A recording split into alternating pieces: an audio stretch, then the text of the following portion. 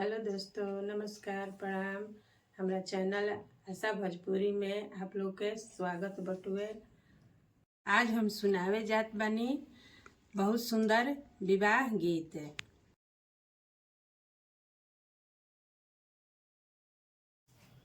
ओरी तारा ओरी रे तारा बैठे बार रे नेतिया। अरे ओरी तारा ओरी रे तारा बैठे बार रे नेतिया। अरे लिकाला ना बिना चलो पापा अपनी हो पुतरिया।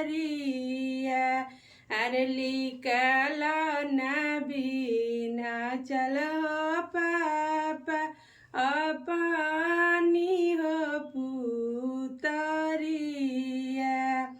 अरे कोई से मिली कालिए समाधि अपनी हो पुतरिया। अरे कोई से मिली कालिए समाधि अपनी हो पुतरिया। अरे पुतरी लिकालत समाधि फटेला हो करे जावा। अरे पुतरी लिकालत लोगावा फटेला हो करे जावा। अरे काई खियवनी समाधि काई हो पियवनी।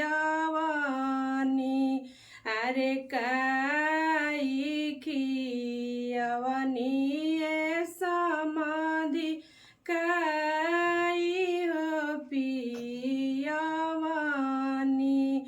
अरे कमन हार फवाए समाधि छिपवनी अपन हो दियावा।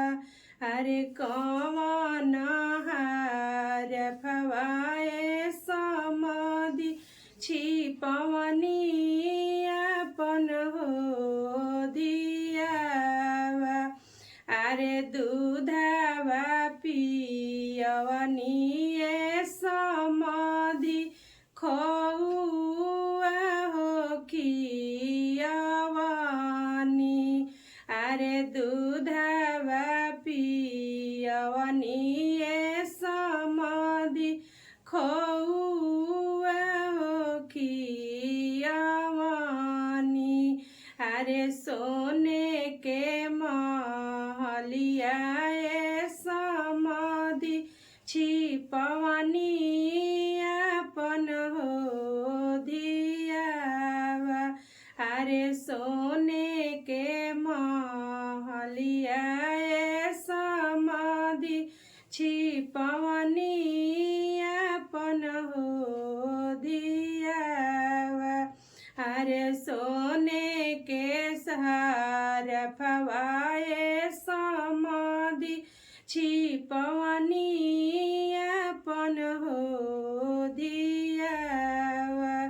अरे सोने के हार फवाए समाधि छिपवनी अपन हो दिया।